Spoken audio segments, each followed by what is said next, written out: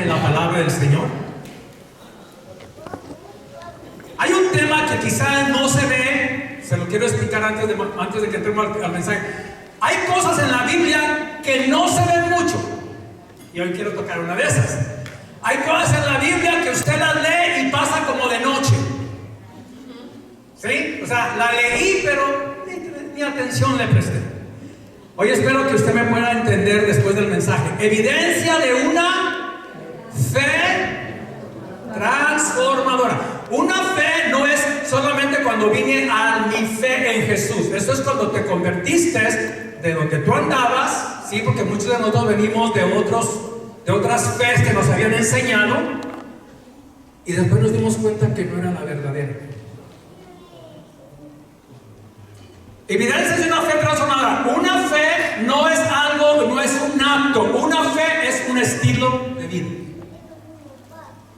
Por eso le llamamos la fe en Jesús. Un hombre de Dios, una mujer de Dios, decimos, esa persona, su estilo de vida delata y declara que él es un hombre, una mujer de Dios. No dijeron un acto, porque lo han visto, la han visto vivir día tras día. Es una fe. Esa es una persona de fe, porque vive a través de los momentos altos y de los momentos bajos. Vive en su fe, que es descansar en Jesús. Una evidencia de una fe transformadora. Quiero que preste atención, amén. Quiero que lo trate de disfrutar.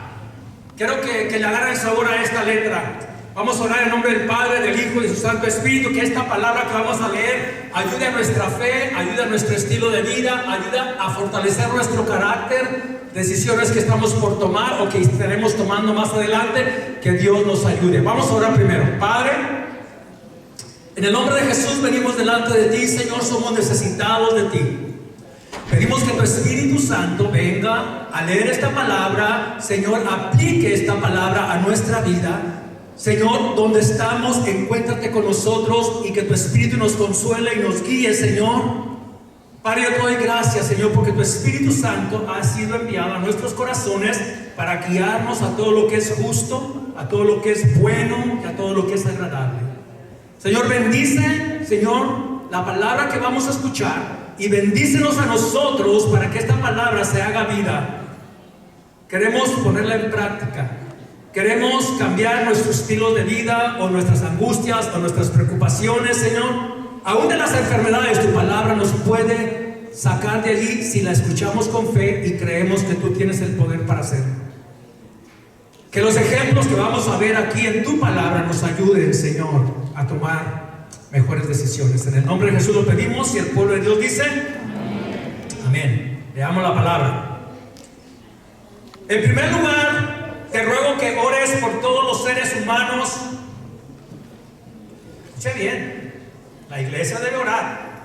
Pídele a Dios que los ayude. ¿A quién? A todos los seres humanos, al que crea, al que no cree, al que es tu amigo o al que es tu enemigo. Como creyente tenemos un mandato más arriba. Por eso creemos que la fe que tenemos es la fe verdadera, porque Dios te manda a orar por todos. Pídele a Dios que los ayude, intercede en su favor y da gracias por ellos. Ora de ese modo por los reyes y por todos los que están en autoridad, para que podamos tener una vida pacífica y tranquila, caracterizada por la devoción a Dios y la dignidad. Si muchas más personas creyeran en Dios y vivieran dignamente, la palabra digna es casi hacer lo correcto y honrar a Dios. Dignidad. Toda persona debe vivir con dignidad.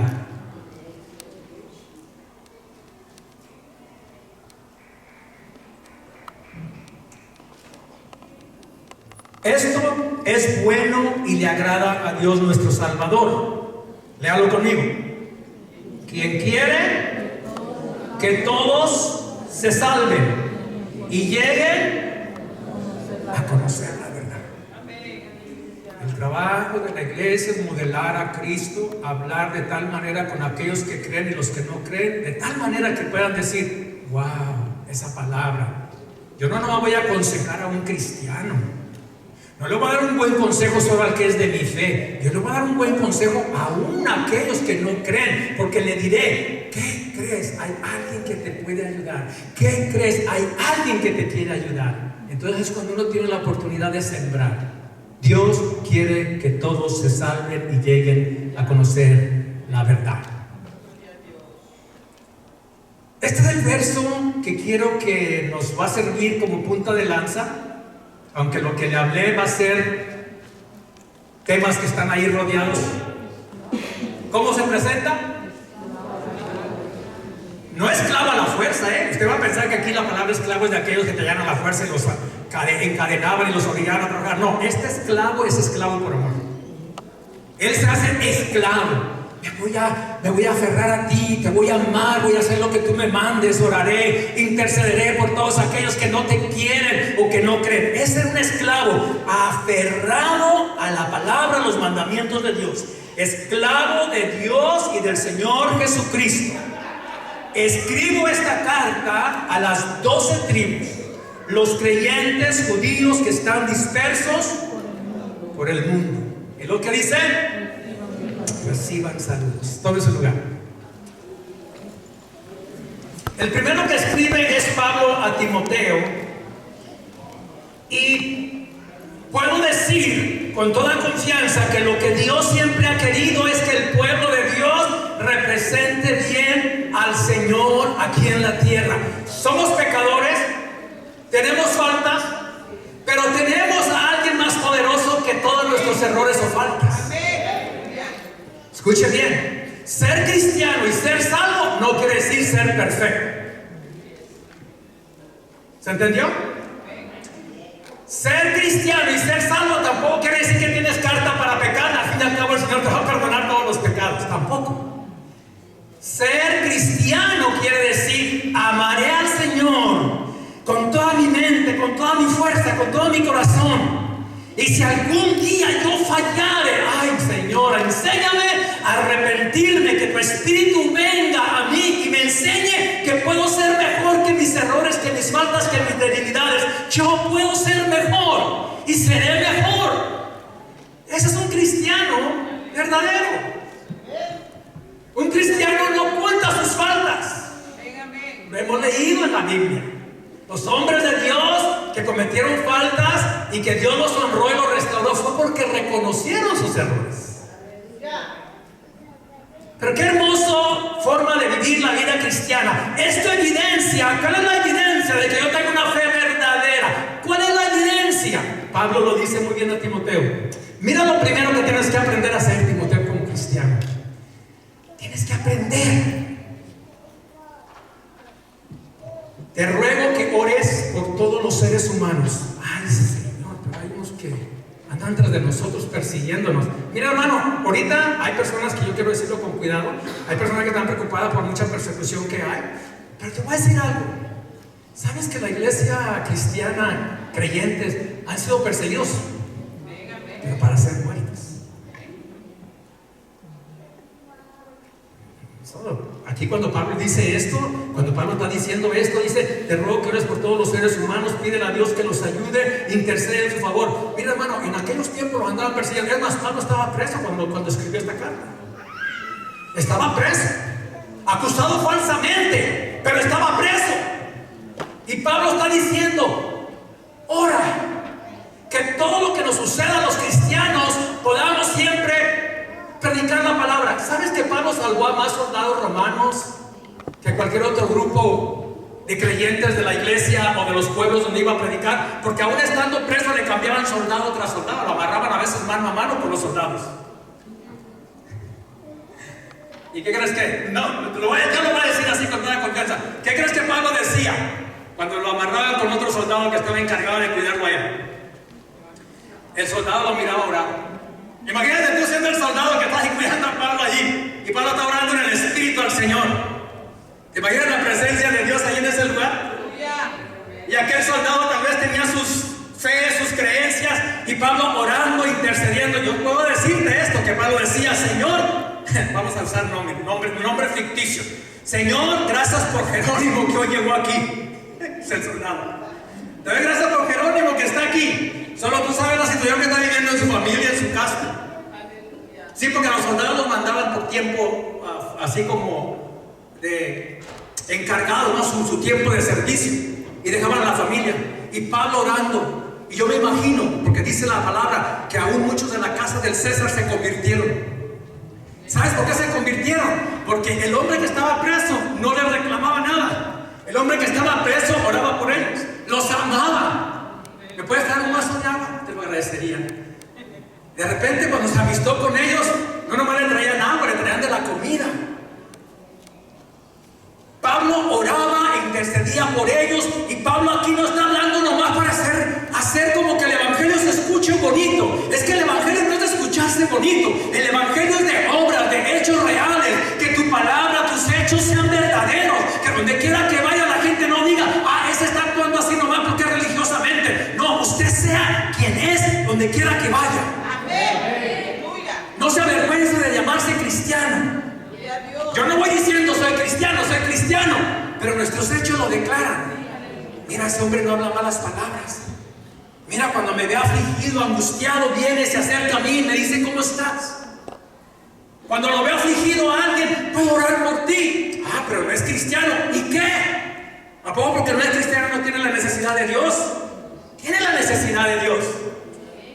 Muchas veces las personas son maltratadas, pero no lo sabe. Muchas personas son maltratadas, y cuando tienen a un compañero, una compañera, un vecino o alguien que los ama y que los respeta y que los trata bien, hermano, eso es otra cosa. Se siente. Ora de ese modo por los reyes y por todos los que están en autoridad. Escuchen bien, no hay que orar por las personas que viven alrededor de nosotros. Hay que orar aún por aquellos que están en autoridad. Ay, pastor, no son re malos. No creen que los malos que están en autoridad son malos, y todos los que nos rodean no son buenos. El Señor Jesús llegó a decir que muchos de los creyentes que se convertían a Cristo, dijo: los enemigos de ellos van a ser los de su casa. Y en aquel tiempo, estoy hablando de aquel tiempo, cuando se convertían a Cristo, muchos de ellos, cuando los andaban persiguiendo, muchos de los familiares decían: allá está mi primo que se convirtió, y lo perseguían. Por eso Esteban, cuando lo persiguieron o lo agarraron, Esteban, lleno del Espíritu Santo, les empezó a hablar y les dijo a ellos: ustedes han matado a aquel del cual hemos estado esperando, a Jesús, el Mesías. Él era el Salvador que estábamos esperando. Y les empezó a hablar con tal autoridad que dice que aquellos se perturbaron, se enojaron porque no quisieron oír. Él les dijo: al que hemos estado esperando, ustedes lo han matado y lo apedrearon. Le pregunto: ¿qué hizo Esteban cuando lo estaban apedreando? ¿Les empezó a maltratar? No. Escúcheme, yo no sé qué pasa con los creyentes que son transformados por el poder de Dios, pero cuando están en los problemas más grandes de sus vidas, en lugar de maldecir o enojarse o desesperarse, son hombres llenos del Espíritu de Dios y empiezan a orar y empiezan a clamar y empiezan a confiar, y no importa cuál sea tu situación, viene el Espíritu Santo y te fortalece de una manera que nadie lo puede hacer. Por eso Pablo dice: aprende a hacer esto. Te ruego, iglesia, ¿qué tienes que hacer en los momentos difíciles de tu vida? Acercarte a Dios. Cuando tú te acercas a Dios, Dios se acerca más a ti, y entre más te acercas a Dios, más se acerca Él a ti. Y cuando tú empiezas adorando y tú empiezas a bendecir a Dios, tu sanidad, tu angustia, tu tristeza son transformados por el poder del Espíritu Santo. No depende de ti, depende de tu fe. No te llenes de temor, llénate de confianza. Es cierto, el temor está aquí, la enfermedad está aquí. Sí, pero puedo levantar mis manos y extenderla. Como dijo aquella mujer: si tan solo yo tocara el borde del manto del Señor Jesús, esto es suficiente. No quiero que hable conmigo, no quiero que me vea, no quiero que me escuche. Entró en silencio y dijo: si tan solo. Persistió, y cuando llegó, tocó. El Señor dijo: alguien me ha tocado. La multitud te oprime y tú estás diciendo que alguien... Escucha, iglesia. Es que muchos creemos en Dios, pero pocos confiamos en Dios en el momento difícil. Pocos a veces creemos que una oración puede cambiar mi vida. Pocos creemos que la oración en el cuarto, como dijo el Señor, enciérrate en tu cuarto y allá solas, escondidas, habla conmigo y yo voy a hablar contigo. Y después tu fe, tu oración, lo que tú me pediste, yo te lo voy a manifestar en público. Ese es Jesús. Tú tienes que tener una fe de tal manera que puedas honrar a Dios. Orar de ese modo por los reyes y por todos los que están en autoridad, para que podamos tener una vida pacífica y tranquila, caracterizada por la devoción a Dios y la dignidad. Una pausa aquí. Hay hombres buenos y hombres malos en el gobierno todo el tiempo. Y más tiempo más malos que buenos. ¿Sí o no? Tristemente siempre ha sido así. Pero Dios le sigue diciendo a la iglesia y al pueblo de Dios: ustedes deben de orar, ustedes deben de orar. Muchas veces no oramos por nosotros, ya vamos a orar por supuestamente. ¿Verdad? ¿Y por qué no vivimos a veces pacíficamente? ¿O por qué no vivimos a veces como Dios quiere? Porque muchas veces la iglesia, la cual el Señor dijo, las puertas del no prevalecerán contra mi iglesia. Dijo mi esposa algo: la iglesia a veces está cómoda, está dormida y nos hemos olvidado del trabajo. ¿Cuál es el trabajo? ¿Es acaso un trabajo arduo, pesado? No. Yo se lo voy a decir. Hago una pauta. ¿Cuál persona que regularmente se sienta a su alrededor de usted no está hoy aquí? Mira para allá, mire. Más de alguien no está.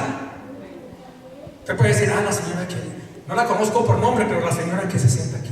O la señora que trae el niño, ¿verdad? O la señora esta. Ok, cierra sus ojos, no los conocemos por nombre, usted ya la sabe, Dios lo sabe. Vamos a orar por esa persona y luego vamos a orar por los enfermos. ¿Qué quiero que hagamos? Que cuando la iglesia ora, es una pauta en el tiempo donde el Espíritu de Dios dirá: donde quiera que esté esta mujer, este hombre, este niño, este joven, donde quiera que esté, la iglesia está orando diciendo: Señor, guárdalo, protégelo, y que seas tú obrando en él. No está aquí hoy, pero nosotros somos la iglesia y vamos a orar y lo vamos a cubrir. Esta es una iglesia poderosa. Ahora, si usted tiene el número de teléfono, llámelo cuando salga y nomás dígale: te quiero llamar nomás para saber si todo está bien. Oh, no, todo está bien. Ok, me permito hacer una oración por ti. No pierda mucho tiempo preguntándole: ¿por qué no llegaste? ¿Dónde te fuiste? ¿Fuiste aquí? ¿Fuiste? No. Puedo hacer una oración por ti, que extrañamos en la iglesia. Es todo lo que quiero, llamarte y hacer una oración. Vamos a orar. Escuchen bien. La iglesia solamente ora pidiendo bendición por las personas. Cierra sus ojos, imagina a la persona y así como que le está poniendo la mano. Acuérdese de ello, vamos a orar. Padre, en el nombre de Jesús. Mira tu iglesia, Señor, que dice que aquí hay una persona que no está aquí hoy. Tal vez es una familia que no está hoy aquí, Señor. Esperamos que todo esté bien, Señor, en casa con ellos. Te pedimos que donde quiera que estén pongas tu mano de poder, que los bendigas, que los fortalezcas, Señor. Si hubiera enfermedad, preocupación o tristeza, Señor, líbranos de todo mal. Padre, pedimos e invocamos que tu Espíritu Santo sea en ellos, sobre ellos y alrededor de ellos, y que tú seas guardándolos, Padre, y protegiéndolos. Que tú me los bendigas a ellos. Desde aquí como iglesia oramos como el cuerpo de Cristo que intercede y ora unos por otros. En el nombre de Jesús lo pedimos y la iglesia de Dios dice: amén. Si usted me va a orar por alguien que baila por teléfono, hágalo así. La oración no es tan larga ni tiene que ser tan, no sé, a veces le queremos poner muchas cosas. Imagínense la necesidad que esa familia puede tener. ¿La tendrá o no la tendrá? No lo sé. ¿Te lo va a decir? ¿No te lo va a decir? No lo sé. Pero tú dirás: Señor, como el hermano, la hermana que llama preocupado, solamente quiero bendecirlos.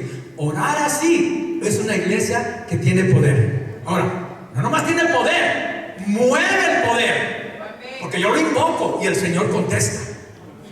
Nos vamos al segundo versículo. Ahí estamos ahí. Yo, Santiago, esclavo de Dios y del Señor Jesucristo, escribo esta carta a las 12 tribus, los creyentes judíos que están dispersos por todo el mundo. Ahí. ¿Quién fue Santiago? ¿Quién fue Santiago que escribió la carta de Santiago? Ok, para los que no saben, Santiago exactamente es el medio hermano de Jesucristo. No hermano, pero hermano, medio. ¿Por qué? ¿A quién tienen como conexión Jesús y Santiago? A María. La mamá de Jesús y de Santiago es María. El papá de Jesús no es José, es Dios. ¿Y quién es el papá de Santiago? ¿María tuvo más hijos después de Jesús? Claro que sí tuvo más hijos. Pastor, ¿y usted cómo lo sabe? La Biblia lo dice. ¿Quiere que nos mostrar un poquito para que tenga un poquito de contexto? Ahí está el mapa más o menos de lo que es la tierra de Israel en los tiempos de Jesús. ¿Usted ve dónde está Judea? ¿Qué está cerca de Judea? ¿Cuáles son las ciudades que están cerca de Judea? ¿Dónde era la capital del país? ¿Y dónde está Belén, tan lejos de Jerusalén? ¿Cuánto está más o menos Belén? Digamos que unos 15, 20 minutos en camello. Digamos 15, 20 minutos en camello. Ok, allí nació Jesús, ¿verdad? En Belén. Ahora mira dónde está Galilea. Allá arriba. Es lo que le llamamos el norte, Galilea. ¿Cuál es la ciudad que está cerca de Galilea? Séforis, Tiberias y Nazaret. ¿A dónde fue a vivir Jesús después de que nació? A Nazaret. ¿Ve la diferencia de dónde nació y a dónde fue a vivir? Muy distante. ¿Ve el mar que está allí? Aunque usted no lo crea, parece un lago, pero es el mar de Galilea, ahí cerca de Betsaida. Ahí fue donde ministró Jesús, ahí fue donde encontró a Pedro, a Simón, a Andrés, a varios de ellos, ahí cerca del mar. Ahí fue donde estuvo ministrando bastante tiempo Jesús. Y en medio, ¿qué está en medio de Galilea y de Judea? Samaria. ¿Se acuerda cuando en el capítulo 4 del Evangelio de Juan dice que a Jesús le era necesario pasar por Samaria? Porque venía para Jerusalén. Como eran enemigos, se consideraban enemigos muchos de los judíos que subían o bajaban de Galilea a Judea, muchas veces le sacaban la vuelta, pero tomaba más tiempo. Bueno, para que tenga una idea de dónde era el camino de Jesús, era bastante distante, ¿eh? Salir de Galilea hasta Judea tomaba bastante tiempo para llegar allá. Evidencia de que Santiago era hermano de Jesús. Ok, aquí se lo voy a presentar rápido porque el tema es importante al final. La Biblia, que es la palabra de Dios y fue inspirada por Dios a varios hombres, miren lo que dice. La Biblia nos da mucha evidencia y quiero que sepa que muchas de las evidencias arqueológicas que hoy se han descubierto es porque los arqueólogos se basan en la Biblia para ir a buscar a ciertos lugares lo que la Biblia dice que aconteció o que había en aquellos tiempos. Los arqueólogos empezaron a tomar la Biblia como un mapa para ver si era cierto, y el deseo de ellos era que no fuera cierto, porque si no era cierto ellos podían decir que la Biblia no es verdad. Pero fue a través de la Biblia que los arqueólogos han encontrado evidencia de todo lo que la Biblia dice que hay en la tierra, y es verdad. Por eso es que sabemos que la palabra de Dios, que no es mentira, sino es verdad, está en la Biblia. Ahora, miren lo que dice aquí la Escritura. Mateo 13:53 en adelante dice: cuando Jesús terminó de contar, si usted va al capítulo 13, va a contar las historias de la parábola de la oveja perdida, de la moneda perdida, de todas esas historias que Jesús contó. Cuando terminó Jesús de contar esas historias e ilustraciones, salió de esa región. ¿A dónde regresó? A Nazaret, su pueblo. Cuando enseñó allí en la sinagoga, todos quedaron asombrados y decían, ¿qué decían? ¿De dónde saca esa sabiduría y poder para hacer milagros? ¿De dónde? Escuchen bien por qué. Porque ¿qué decían de Jesús? Miren. Y se burlaban. No es más que el hijo del carpintero. Escuchen, no de un carpintero. En el pueblo era tan pequeño que nomás había un carpintero, y era José. Muchos hombres se podían llamar José, pero no había más carpinteros. Así de que identificaron al padre de Jesús por su trabajo, que era muy común en los tiempos pasados. No es más que el hijo del carpintero. Ahora, aquí viene la evidencia de lo que muchos quieren negar, que Jesús tuvo hermanos o que María tuvo más hijos. Si lo sabemos es por la Biblia. ¿Y conocemos a quién? a María, su madre, y a sus hermanos. Y mire, siempre comenzaban por el hermano mayor. ¿Quién es el hermano mayor de Jesús? O sea, de los mayores, después de Jesús. Santiago, José, Simón y Judas. Eran los 4 hermanos. En la historia en los judíos nunca mencionan los nombres de las hermanas, nomás se refieren a las hermanas. Todas sus hermanas viven aquí mismo entre nosotros. ¿De dónde aprendió todas esas cosas?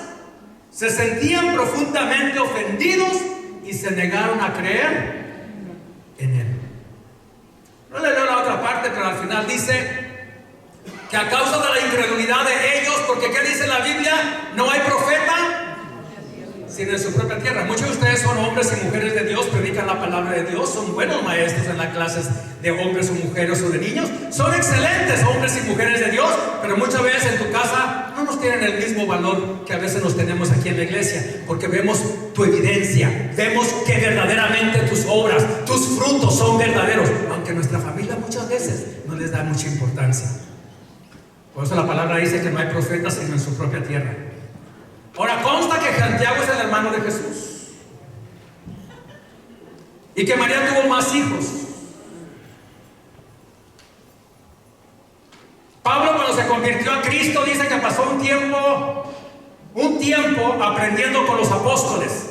Vamos a ir a Gálatas, nomás quiero la evidencia de que Santiago es hermano de Jesús. Luego, 3 años más tarde, fui a Jerusalén para conocer a Pedro y me quedé 15 días con él. El único otro apóstol que conocí en esos días fue ¿quién? ¿Quién fue? A donde quiero llegar es que quiero que sepa que muchas veces de Santiago en la Biblia no lo conocemos como el hermano de Jesús, que fue un siervo de Dios, que fue esforzado, que fue un vigoroso líder en Jerusalén y que estuvo siempre verdaderamente, hermano, predicando la palabra, amando a la iglesia y dando siempre evidencia de que Jesús era el Señor.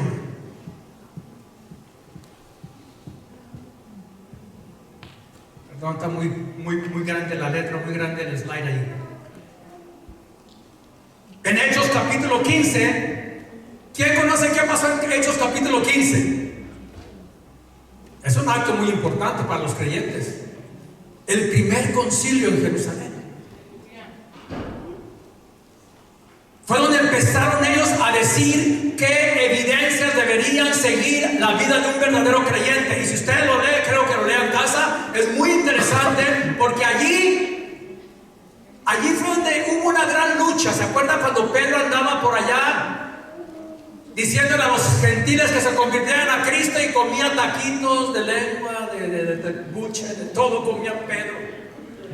Pero cuando llegaron otros judíos, dicen que se sintió como que él estaba pecando porque estaba comiendo lo que comían los gentiles. Y empezó a decir: Pedro, ¿tu taco favorito? Lengua. Y dijo Pedro: no quiero.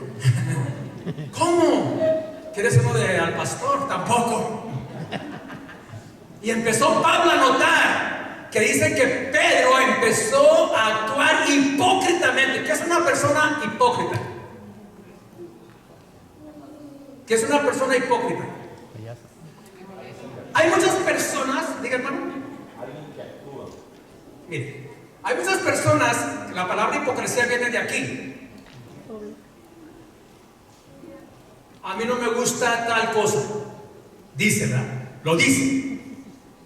Pero cuando está a solas o en otro lugar, se lo empieza a comer. Pero él es hipócrita porque dice que no hace algo que sí hace. A los creyentes muchas veces nos tachan de hipócritas porque dicen: es que se jactan de que no pecan. Yo por eso le digo: no hay cristiano que no peque. No lo digo yo, lo dice la Biblia. No hay justo que haga el bien y nunca peque. Lo dice la Biblia. Entonces ningún cristiano debería decir: yo no peco. Aquí hay unos que lo dicen, Hay creyentes que dicen: yo no peco. Y la palabra dice que el primero que dice que no peca ya es mentiroso. Así que ya pecó. Ahora, lo que le quiero decir, la hipocresía viene de decir que yo no hago algo que sí hago. O por ejemplo, hay personas que dicen: hacer tal y tal cosa, ya sea mirar mucha televisión, o mirar mucho tal aplicación, o ir a tal lugar. O sea, me refiero, hay personas que dicen, eso es malo, yo nunca lo haría. El decir yo nunca lo haría quiere decir que verdaderamente usted no lo practica. Pero si usted lo practica y dice que no lo hace, usted es un hipócrita. De ahí viene la palabra hipocresía. Decir que yo no hago algo, pero sí lo hago. Cuando terminaron, Santiago se puso de pie. En el capítulo 15 están hablando de que Pedro venía de hacer un problema allá, y Pablo lo reprende y le dice: ¿por qué tú andas diciendo que comer esto es pecado? O le decía a los gentiles: ustedes deben circuncidarse, si no, no son salvos. ¿Escucha bien? ¿Para qué era la circuncisión? ¿Para los creyentes? No, era para los judíos. Fue la señal del pacto que Dios hizo con Abraham. Esto no tiene nada que ver con la iglesia. Bueno, Pedro y algunos otros judíos le decían: Pablo, Bernabé, si esos gentiles se quieren convertir a Cristo, también deben de pasar por la circuncisión. Entonces, el primer concilio en Jerusalén fue por eso. Fue por eso. Para enderezar el barco y decir que era aceptable para los gentiles. ¿Y quién cree que era el líder del concilio en Jerusalén? Santiago. Mira lo que dice. Cuando terminaron, Santiago se puso de pie. Cuando terminaron ya la discusión: hermanos, escúchenme. Pedro les ha contado de cuando Dios visitó por primera vez a los gentiles para tomar de entre ellos un pueblo para sí. Fue cuando el Señor mandó a Pedro que fuera a visitar a Cornelio, el centurión, y se convirtió a Cristo con toda su familia. Ahora el versículo 19. Vean que me estoy saltando del 13, 14 al 19. Y mi opinión, escucha que tiene una palabra de poder este hombre por su autoridad que tiene en el concilio. Y mi opinión entonces es que no debemos ponerles obstáculos a los gentiles que se convierten a Cristo. La iglesia de Cristo somos nosotros. Y si viene una persona, venga como venga, vestida, tatuada, lo que sea, la iglesia no puede decir: él necesita cambiar antes de entrar a la iglesia, porque tú y yo no podemos cambiarlo a él. El que lo puede cambiar es Dios. Tú y yo debemos amarlo a él y recibirlo a él, a ella, a quien sea. Entonces nosotros no podemos ponerle obstáculos. Pero mira que es mal hablado, mira que todavía practica tales cosas. Ora por él, ámalo a él, acércate a él, convive con él, para que de ti aprenda a ser un creyente. Tal vez le tome tiempo, no sé. Hay algunos que cambian rápido, hay otros que les cuesta más, pero tú y yo no somos quienes para ponerles obstáculos a nadie. Puede ser un niño, ese niño es tremendo. Puede ser un joven, o puede ser una persona adulta. Nosotros, los hermanos, dice la palabra, dice el apóstol Pablo a los Gálatas, dice: ustedes que son espirituales, con un espíritu de mansedumbre, ayúdenlo. ¿Entiende? El trabajo: orar, interceder, amar, acompañar, estar allí. Ese es el trabajo que da evidencia de que verdaderamente Cristo está en mí. Imagínate, como un hombre o una mujer espiritual, ¿qué evidencia damos cuando a veces alguno de nuestros hermanos, escucha bien, alguno de nuestros hermanos comete una falta, y en lugar de buscar restaurarlo, empieza por ahí el chisme? No hacemos bien. Si usted se da cuenta de la falta de un hombre y de una mujer de Dios, usted debe buscar restaurarlo, ayudarlo. Y los que somos líderes de la iglesia, con más razón, debemos buscar el ayudarlos, el impulsarlos a que ellos espiritualmente se restauren.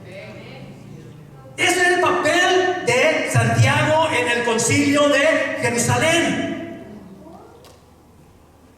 Ahora yo le quiero hacer una pregunta. ¿Será que Santiago creía en el Señor, que era el Cristo, antes que muriera Cristo? Fíjense que no.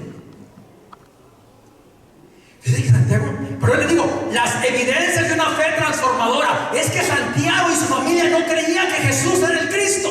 La única que sabía que era hijo de Dios y que tenía un ministerio de salvación como el Salvador y el Mesías, ¿quién era? María. ¿Cuántos de ustedes creen que si ustedes miraran a Jesús hacer milagros, usted tuviera fe por Jesús porque ve hacer los milagros a Jesús? ¿Cuántos de ustedes creen que ustedes tendrían una fe más fuerte si miraran a Jesús resucitar a Lázaro?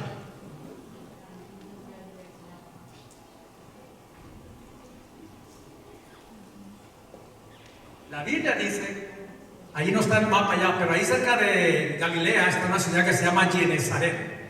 Y dice, si usted lee en el Evangelio de Juan, dice que Jesús fue a Genezaret y sanó a todos los enfermos. Ahora Jesús aquí parado. Y la gente empezó a traer los enfermos y Jesús los sanó, los sanó. Es la única ciudad que dice la Biblia que después de que Jesús sanó a todos sus enfermos, ¿qué hizo la ciudad de Genezaret? Fue a los vecindarios y dijo: Jesús se está sanando en nuestra ciudad. A todo aquel que está enfermo. Fue la única ciudad que fue a traer a sus vecinos. Y es algo que nosotros deberemos de imitar de Genezaret, de decir: vamos y traigamos. El único problema con Genezaret después de que Jesús sanó a todos sus enfermos, Jesús dijo: yo soy el pan de vida, y el que no coma mi carne no tiene vida eterna, y el que no tome mi sangre no puede tener parte conmigo. ¿Y qué cree que le preguntaban todos los... Estaba allí toda esa gente de Genezaret? ¿Qué cree que le preguntaban a Jesús? ¿Y qué haces tú para que te creamos que tú eres el Hijo de Dios? Oye, ¿cuándo fue la última vez que alguien vino a tu ciudad y sanó a todos los enfermos? Oye, ¿cuándo vino alguien a tu ciudad y tú fuiste a traer a los enfermos vecinos y los sanó? Miraban la evidencia, mas lo que te quiero decir, y esto es una gran verdad: la fe no viene por ver. Muchos de los que miraron a Jesús hacer milagros no creyeron.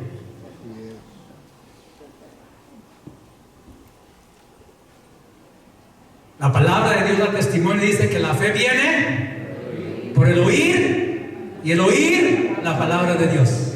Ahora, ¿qué cambio hay aquí? Por eso estoy diciendo, evidencia de una fe que transforma. Mi fe no me transforma porque yo veo. Mi fe no me transforma porque estoy en el templo. Mi fe no me transforma porque estoy haciendo alguna actividad espiritual. Mi fe no me transforma porque tengo algún título. Mi fe me transforma cuando yo aplico a mis situaciones en la vida.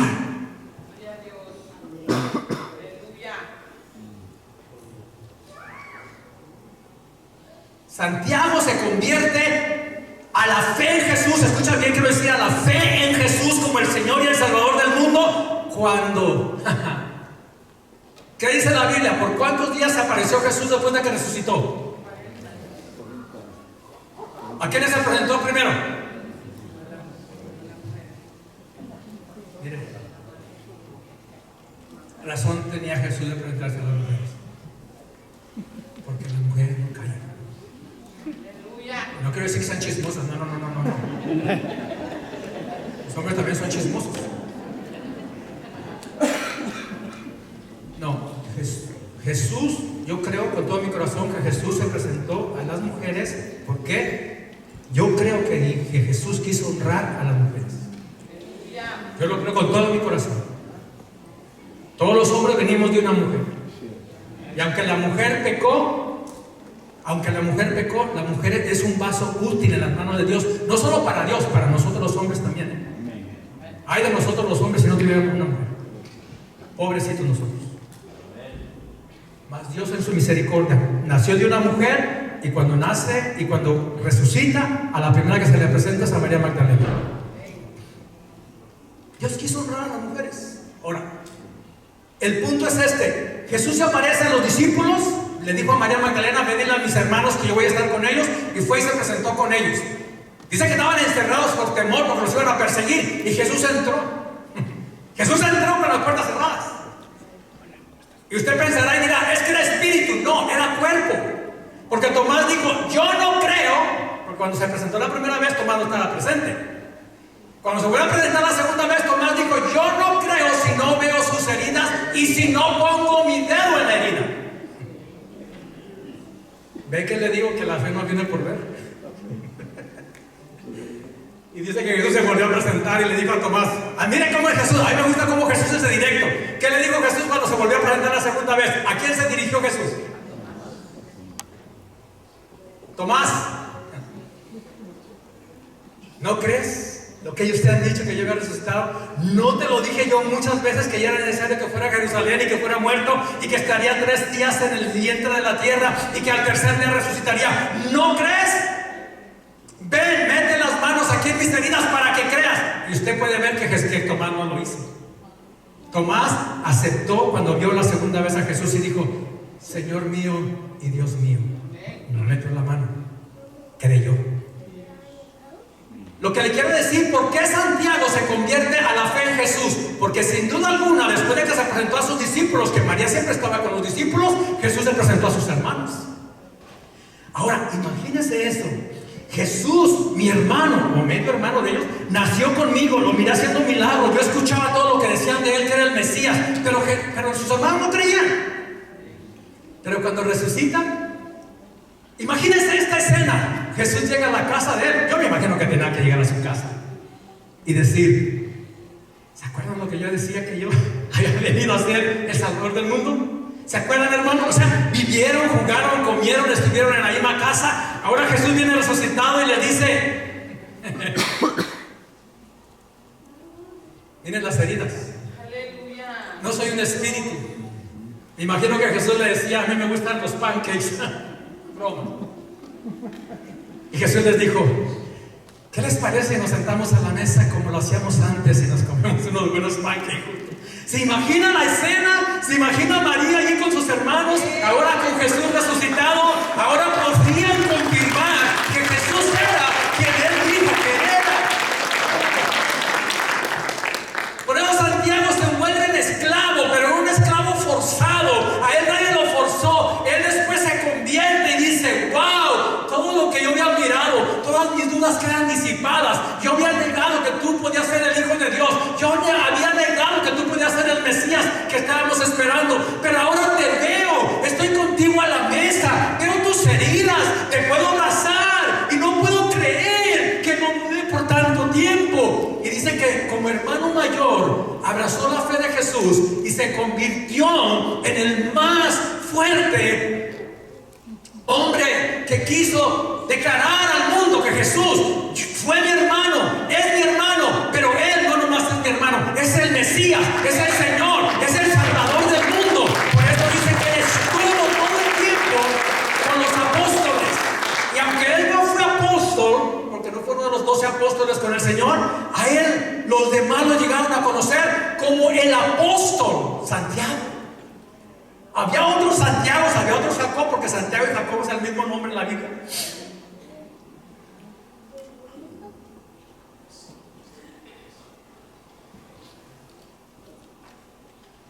Gálatas 2:9 dice: mire siempre en la Biblia, cuando usted lee la Biblia, siempre el primer personaje es como el de más autoridad, es el que va primero. Pero mira aquí, de hecho Santiago, Pedro y Juan, estos tres, Pedro y Juan sí fueron apóstoles de Cristo en todo su ministerio en la tierra. Santiago no. De hecho Santiago, Pedro y Juan, quienes eran considerados ¿qué? Para mí, escuchar que Santiago, el hermano del Señor Jesús, quien tuvo muchas dudas y que nunca fue participante en el ministerio de Jesús en la tierra, después de que lo ve resucitado, después de que escucha los testimonios de los apóstoles, él se convierte en un líder principal de la iglesia. Pilares.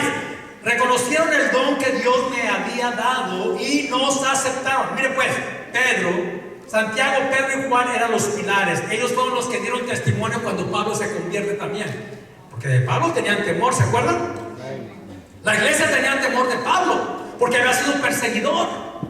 Había llevado varios ante el concilio acusándolos y los mataban, entre ellos Esteban. Cuando mataron a Esteban o lo apedrearon a Esteban, Pablo fue el que tuvo la ropa de aquellos que estaban apedreando a Esteban. Porque mire, el apedreamiento o matar a alguien a pedradas no era cualquier cosa, había mucha sangre. Entonces la gente se quitaba la ropa para que su ropa no se manchara de la sangre de aquella persona, porque según ellos era una persona maldita, y por eso la apedreaban. Pero se quitaban la ropa y quedaban en paños interiores, y la ropa de ellos la pusieron a los pies de Pablo, en aquel tiempo Saulo. Cuando Saulo se convierte, mire quiénes le dan la aprobación para entrar al círculo de los apóstoles. De hecho, Pablo da testimonio. Santiago, Pedro y Juan, quienes eran considerados pilares de la iglesia, reconocieron el don que Dios le había dado y nos aceptaron a Bernabé y a mí como sus colegas. ¿Qué hicieron Santiago, Pedro y Juan? Nos animaron a seguir predicando a los gentiles mientras ellos continuaban su tarea con los judíos. ¿Usted sabe cómo murió Santiago? ¿Se acuerda que le dijo Satanás al Señor Jesús cuando se le apareció en el desierto? Si eres el Hijo de Dios, ¿eh? Si eres el Hijo de Dios, dile a esta piedra que se convierte en pan. No solo de pan vivirá el hombre, le contestó Jesús. Y luego le dice que lo llevó al pináculo del templo y le dijo: ¡lánzate de aquí! Escuche bien, le voy a contar un poquito la historia. ¿Por qué Satanás lo lleva al pináculo del templo y le dice que se lance? ¿Qué estaban esperando supuestamente los judíos? Al Mesías. Escrito está que a sus ángeles mandará cerca de ti para que tu pie no tropiece en piedra, ¿verdad? Se creía que podía suceder que Jesús se lanzaba y lo obedecía a Satanás, él hubiera caído en medio de toda la gente, porque era el templo. Usted sabe que en el templo hay mucha actividad. Y si hubiera caído allí y no se muere, ¿qué hubiera dicho la gente? ¡Cayó del cielo! ¡Este es el Mesías! Allí sí hubieran creído. Pero Satanás sabía. Pero Jesús también dijo: escrito está, al Señor tu Dios adorarás, o no tentarás al Señor tu Dios. Ahora, le quiero decir, ¿cómo cree que murió Santiago? ¿A dónde cree que lo llevaron? Cuando lo arrestan a Santiago y lo llevan ante el Sanedrín, ¿a dónde cree que lo llevaron para lanzarlo? Al pináculo del templo. ¿A quién le ofreció Satanás llevarlo al pináculo del templo? A Jesús. ¿A quién se llevaron al pináculo del templo? Al hermano de Jesús. ¿Y qué cree que hicieron con Santiago? Si no niegas a Jesús delante de toda la multitud que estaba allá abajo del templo, si no niegas que lo que has dicho, si no lo niegas a Jesús, te vamos a lanzar. Y desde ahí empezó a predicar que Jesús era el Señor, el Salvador del mundo. Que aquel que hayan matado era el Salvador, que verdaderamente Él era el Mesías. Y como no soportaron que estuviera predicando, lo lanzaron. ¿Qué creen? Cuando cae del pináculo del templo al suelo, sigue predicando. ¡Aleluya! Todavía estaba conmigo.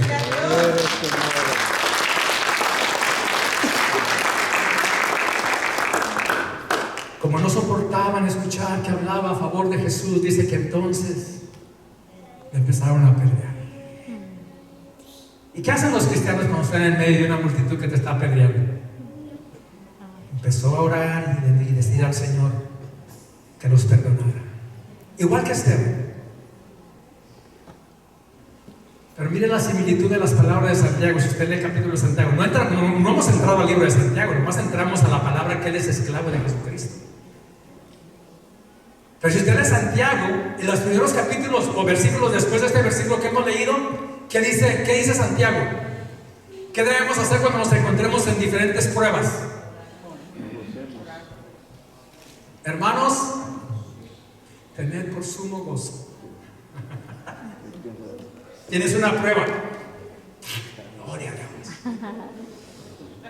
Estoy pasando un problema terrible. Tengo un dolor de cabeza, tengo una enfermedad. No lo hacemos.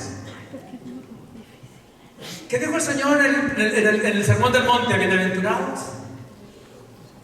cuando por mi causa os vituperen. ¿Qué quiere decir? Cuando por mi causa hablan de ustedes toda clase de maldad mintiendo.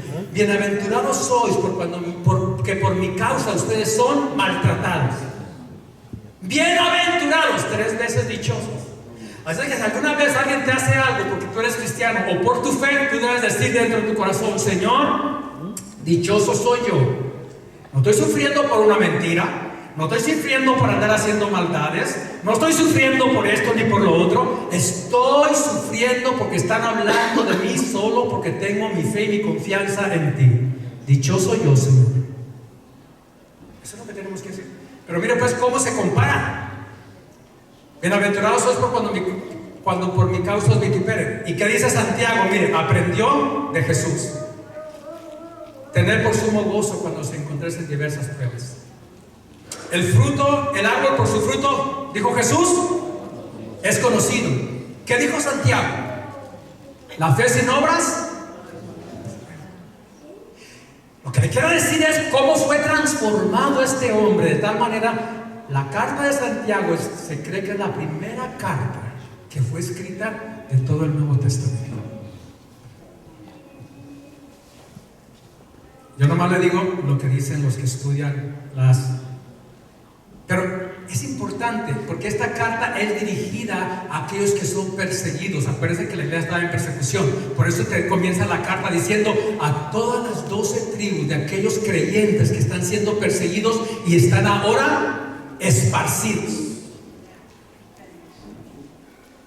La pregunta para nosotros: ¿cómo nuestra fe nos ha transformado? ¿Cómo mi fe y mi creer en la palabra de Dios y en Jesús, cómo me ha transformado? ¿Cómo demuestro en la lucha? ¿Cómo demuestro en la prueba que yo estoy aferrado al Señor y que sea alguien que me pueda ayudar, transformar? Es Él. Santiago es esclavo, no por fuerza, sino por voluntad propia. He hecho esclavo. Pase lo que pase, seguiré amando a mi Señor, seguiré hablando de mi Señor. Iglesia, nuestro trabajo es orar por todas las personas, sí, aún por los que nos persiguen, porque la palabra de Dios dice que de alguna manera esto obrará a favor nuestro para que tengamos una paz y que podamos vivir dignamente. No lo digo yo, lo dice la palabra del Señor. Voy a invitar al grupo de alabanza. No hay nada más poderoso que cuando una iglesia ora. La iglesia debe orar en casa. Yo le digo a las familias: oren, no estén preocupados, no estén tan angustiados, no estén hablando tanto del problema. Hablen de la fe y la confianza y digan: si el Señor ayudó a Isaac, si el Señor ayudó a Jacob, si el Señor ayudó a David, si el Señor protegió a Daniel, si el Señor estuvo con Débora, si el Señor estuvo con Lea, si el Señor estuvo con Raquel, el Señor estará con nosotros.